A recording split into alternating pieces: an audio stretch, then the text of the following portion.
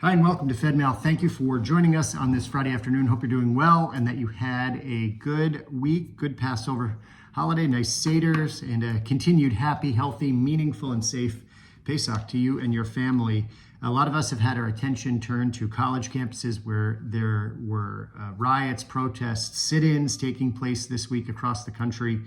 Really painful to see this. Jewish students and faculty members were threatened. Jewish Federation put out a statement yesterday that I'm sure many of you read, calling on college administrators to take action on this. There were protests where protesters or participants were claiming to be supporters of Hamas, threatening Jewish students, the usual rhetoric about genocide and apartheid. But in many of these cases, it really turned a corner, and there was real serious intimidation and threats of physical violence against Jewish students and faculty members.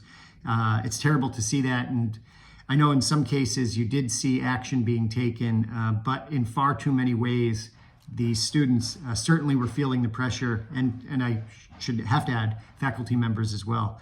We're continuing to watch it, and I know that it's ongoing on a few campuses. Yesterday we saw it at Harvard. Of course, Columbia University was also an area that, or also one of the institutions, campuses, where we saw mass protests.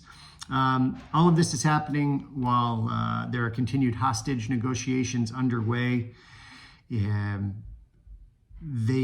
Israeli negotiators announced this week that this was basically the last opportunity for a hostage deal and ceasefire deal before the military operation on Rafah would take place. So it appears to be somewhat imminent.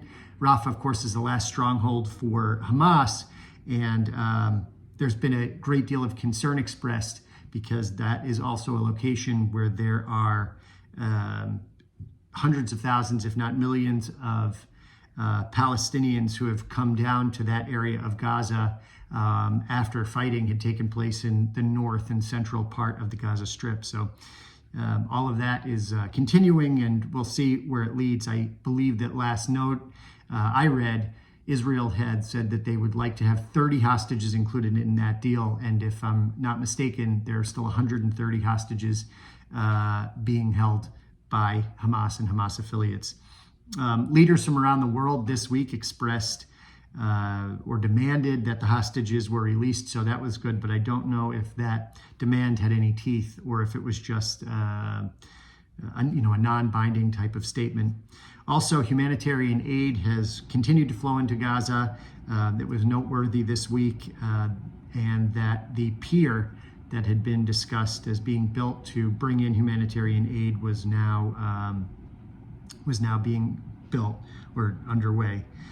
So all of that is the news that we'll report on for now, and we hope for a peaceful, quiet, happy, and successful weekend ahead. Coming up in our own community on May 2nd, a very exciting event, and we're looking forward to it.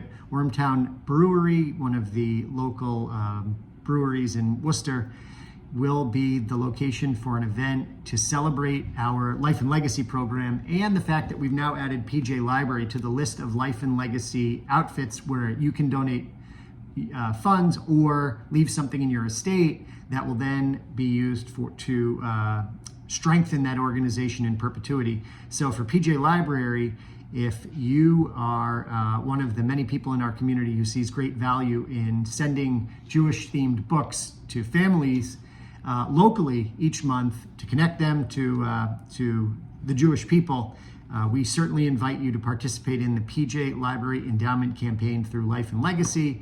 I can tell you more about that, but we'd love to see you over at Wormtown May 2nd. Also coming up, we've got Mamuna on April 30th. That's a little program hosted by Dolev, our Israeli Shaliach. We have a family PJ Seder, Stuffies and Sweets, taking place at Beth Israel on the 28th. So that sounds great. You don't want to miss it if you've got young ones. We have Yad UMass Medical Shabbat taking place on May 3rd. We have Yom HaShoah, which will be hosted this year by Agudat Achim for the first time. So we're excited. Well, we're very pleased that they'll be hosting that. May 5th. And I also want to note that we have the Yom HaShoah Art and Writing Challenge taking place, and we encourage all middle school and high school students to participate in that. And those are the upcoming events in the near future. You can always check the Federation calendar for more. But I also want to add, very importantly, that we have a trip to Israel planned for the end of May 19th, and there are some spaces still available. We hadn't had these spaces available, but JNF just alerted us that you can still sign up. We'd love to have you.